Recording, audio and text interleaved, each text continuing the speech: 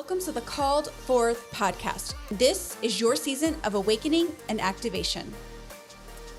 Hello and welcome to this episode of the Called Forth podcast. It's Monday, November 20th, and Thanksgiving is in just a few days. Thanksgiving is definitely one of my favorite holidays because I love an awesome home-cooked meal with all of the specialty dishes from my childhood that I remember, even ones that are not specialty dishes. Like, I don't know about you, but I love jellied cranberries from a can. I've had them made homemade authentically with like the chunks of cranberries, but nothing hits like a jellied can of cranberries, in my humble opinion. I also love it because it's just a time to get together, get around the kitchen table with your family, and just connect and think about what you're thankful for. It's a time where there's no excuses. We're gathered around the table and we are enjoying one another's company. So those are just a few of the things that I love about Thanksgiving. But one of the first topics that I want to lean into today is the topic of abortion. And the reason why I want to cover it is because it played a huge impact in the elections that we saw a couple of weeks ago.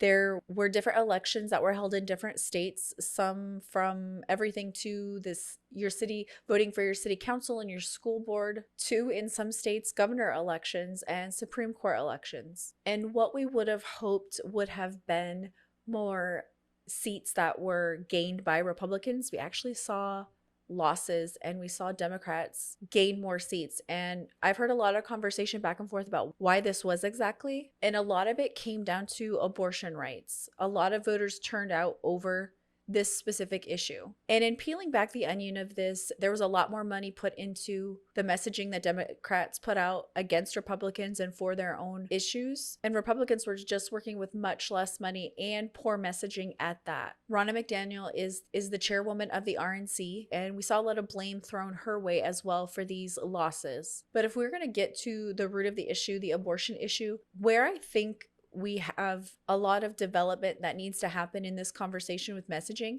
is that now that Roe v. Wade was overturned and these issues are fought at more of the state level, you're going to have a variety of opinions and ideas from each state on the technicalities of abortion, how many weeks is appropriate, and those sorts of things. And so given that there is a wide variety, a wide swath of opinions that are held in these different states, the same approach cannot be used in every state. Now, for pro-lifers, you've got a broad spectrum there as well, because you have pro-lifers who are against abortion in any case, any circumstance, whereas you have some people who consider themselves pro-life, but they may agree that in rare cases where the mother's life is at risk, they'll concede that they feel like that should be a choice that mother is allowed to make. Other people extend it to issues of rape and incest when they feel like it's appropriate. So there's a wide variety of opinions, even within the Republican pro-life conservative movement. But regardless of where you stand on this issue, it's understanding that for Republicans, we have been losing in so many races that we should have won.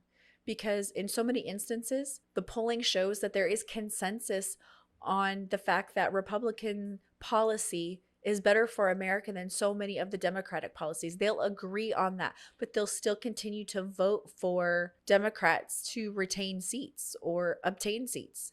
And part of that is because they don't trust Republican candidates. And also part of it is that there are these specific issues that turn out voters, like abortion. And to take a one-size-fits-all approach in every state has clearly shown itself to be ineffective. The country simply isn't there in certain states for all-out bans on abortion. You saw in Ohio, this is insane.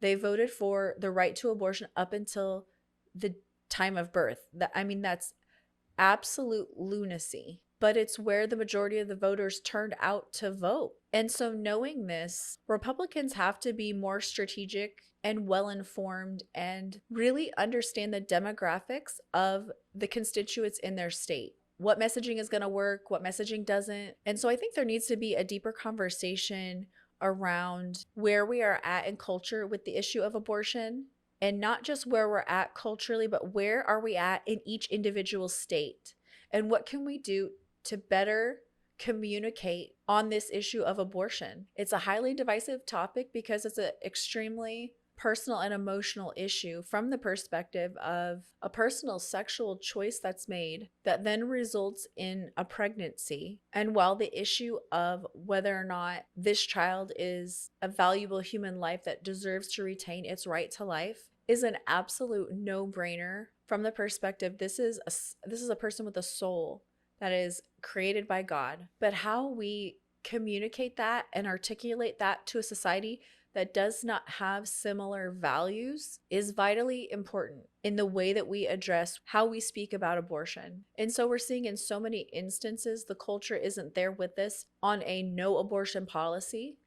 But really, I think it would be vital for any Republican candidate to really get the pulse on their state and exactly where their constituents land. Because most people are not going to land in the realm of up until the time of birth. Kind of a general consensus that many people have been able to come to agreement on is 15-week ban. Florida has a 6-week ban. And so if these politicians can go out into their community and really get the pulse on where everyone is standing, or the majority of their supporters are standing, especially the majority of independents, and then tailor a message that is crafted to speaking to that specific audience about where they really feel the lines can be unilaterally drawn. The next topic I want to move into is something that I've heard recently. Actually, it's been off and on for the last few weeks, is something that's missing at these GOP debates and in so many of the political conversations on the right is this lack of acknowledgement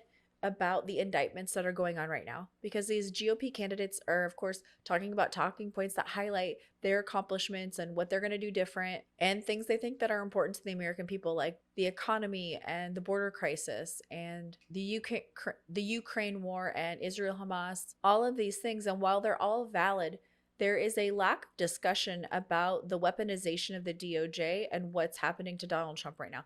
Whether you're for him or against him, not tapping into that conversation, I feel like it's hurting so many of these candidates from the perspective of, I was at a Ron DeSantis event a few weeks ago, and the lady that I was with is a Donald Trump supporter, and she was just floored that Ron DeSantis was up there giving us talking points, and the whole thing came and went, and nothing was said about the injustice of the indictments. And that was a real turnoff for her. And I think it's a big turnoff for so many Trump supporters. And with Trump being so far in the lead, if these GOP candidates want to speak to the Trump base, I think their acknowledgement of what is happening right now in these trials is of great importance. And I think there's a way to do it while still advocating that you feel like you're the best person for the job, and at the same time acknowledging the former president's situation right now and the deep state that has led to all of these indictments.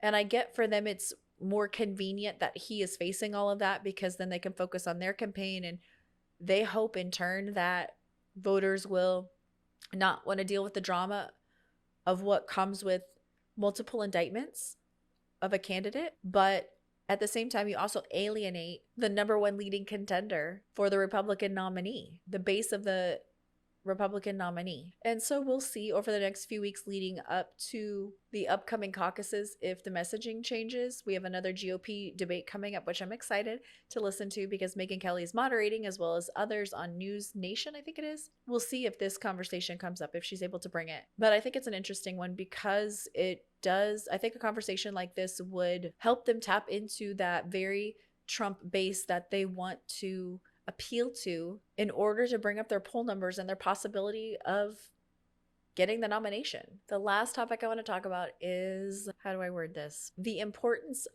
in our spiritual lives of tapping into our natural instincts.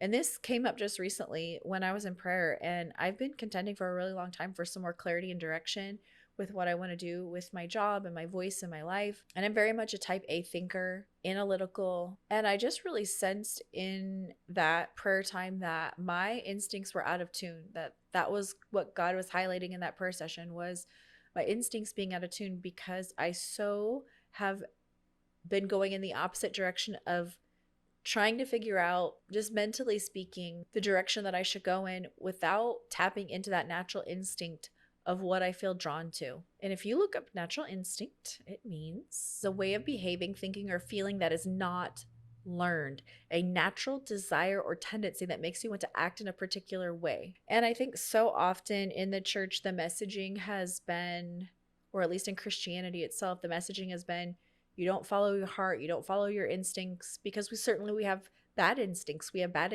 instincts that are not good, but that doesn't mean that every instinct that we have is wrong. And I think there's something to be said for making sure that mind, body, spirit, all of us as a whole is in alignment. And when we, to the detriment of one thing, kind of over focus on something else, we can get out of alignment in our mind, body, and spirit. And so for me, this discovery phase that I'm on, where I'm tapping into the instincts that God has given me, has been kind of a new journey of trying to hear from him in a new way. And I know maybe this sounds a little odd, so I totally get if you're tuning out at this point and it sounds awkward or weird, but that's what I wanted to cover in this personal development section, because I think some of these deeper conversations are really important. Number one, if you are in a circumstance where you feel like you've been coming up against a wall, you feel stuck, you're frustrated, you're not getting that fresh download about what to do and how to get breakthrough in your life and how to become more self-disciplined and manage your time better, all of these things, sometimes looking at things from a completely different perspective can open our eyes to things we hadn't thought of before that may be affecting us. I like to use the analogy of when we go throughout life, it's not just what we walk through, but it's the meaning that we attach to those things that we've been through.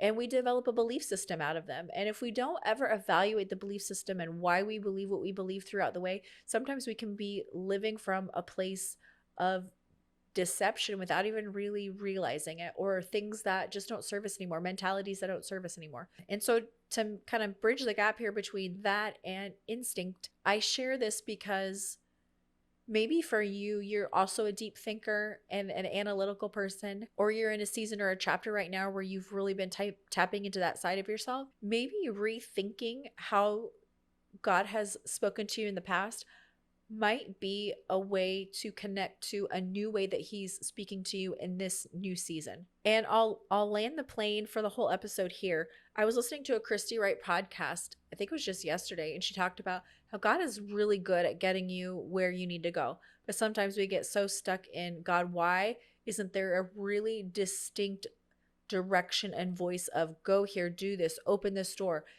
Very, something more tangible and direct, where there's not all this guessing and wandering and frustration. And so we get stuck on waiting for those things and hoping for those things, and then they don't come.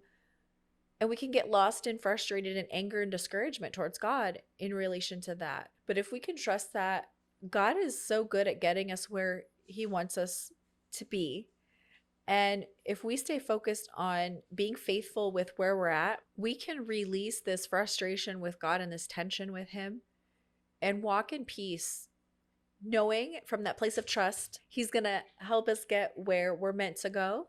And at the same time, not feel like we have to wait on this specific loud order to go do this or go do that. And what I would add to that, tapping into where we sense this natural inclination to lean into. And that may or may not be the right thing, but that's where you kind of have to evaluate if you're leaning into the flesh, the instincts that you're operating by, or your natural inclinations as they're being refined by the Lord and how he's speaking to you. That journey and process of leaning into your God-designed purpose. And so that is all for this week's episode of the Called Forth podcast. Until next time.